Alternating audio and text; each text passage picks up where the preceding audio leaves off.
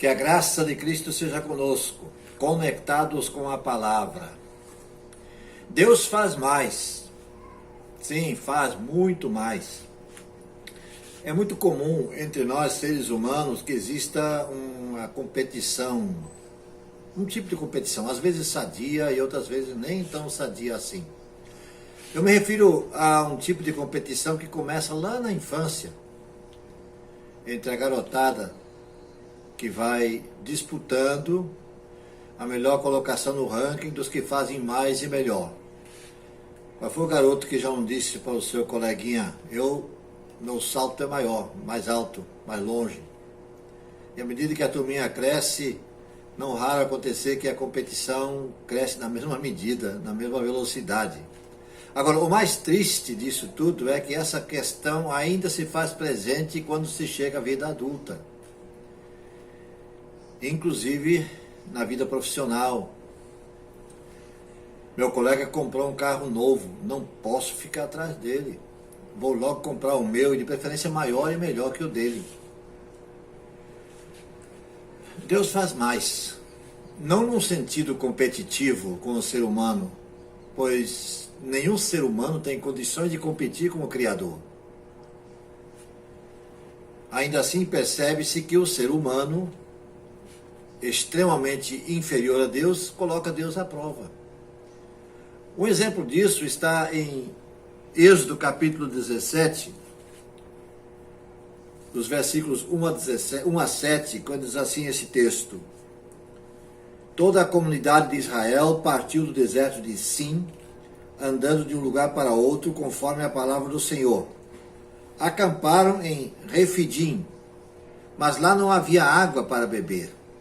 Por essa razão queixaram-se a Moisés e exigiram: dê-nos água para beber.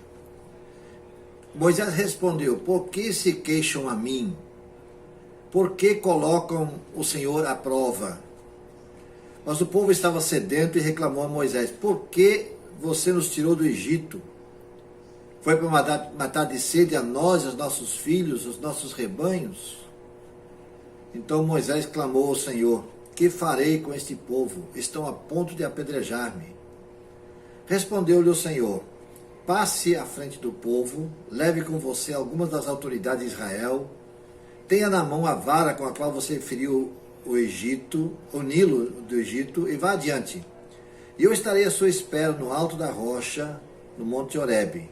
Bata na rocha e dela sairá água para o povo beber. Assim fez Moisés à vista das autoridades de Israel, e chamou aquele lugar de Massá e Meribá, porque ali os israelitas reclamaram e puseram o Senhor à prova, dizendo: o Senhor está entre nós ou não? No primeiro momento a gente poderia dizer: mas que povinho rebelde, não? Que fizeram essa exigência desse tamanho. É bem verdade que esse povo que está sob a liderança de Moisés não está habituado a lidar com Deus. Não estava acostumado a ver as ações de Deus.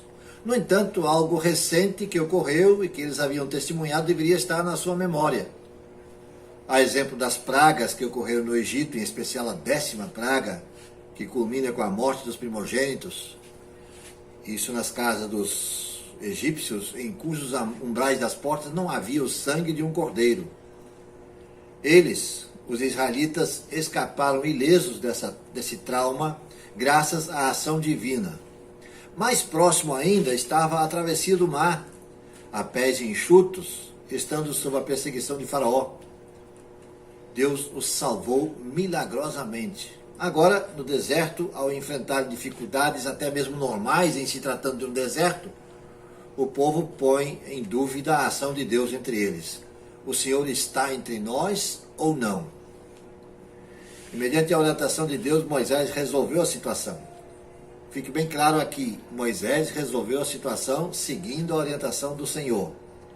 Precisamos aprender a olhar para Deus não com um olhar de reclamação, e sim com um olhar de gratidão.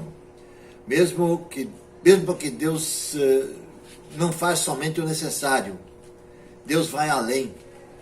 E Paulo entendeu isso ao escrever aos Efésios, no capítulo 3, versículos 21 e 22, quando diz assim: aquele que é capaz de fazer infinitamente mais do que tudo que pedimos e pensamos, de acordo com o seu poder que atua em nós, a ele seja a glória na igreja e em Cristo Jesus por todas as gerações e para todos sempre. Amém. Analisando bem, não há motivos para reclamar. Não há motivos para isso. Mas há muitos motivos para agradecer. Como não louvar a Deus por tudo que Deus tem feito? Como não louvar a Deus por tudo aquilo que Ele ainda há de fazer em nossa vida? Que Deus nos dê condições para compreendermos quão maravilhoso Ele é e quantas coisas boas e grandes Ele faz. E por isso vamos glorificá-lo. A Ele toda a glória. Amém e amém. Eu quero convidá-lo a dedicar alguns momentos de oração nesse momento, se possível deixando de fazer o que está fazendo, por alguns instantes apenas, e vamos a Deus em oração. Senhor nosso Deus, Pai Celeste, muito obrigado, porque Tu és esse Deus tão grande e maravilhoso que te preocupas conosco, que somos infinitamente menores.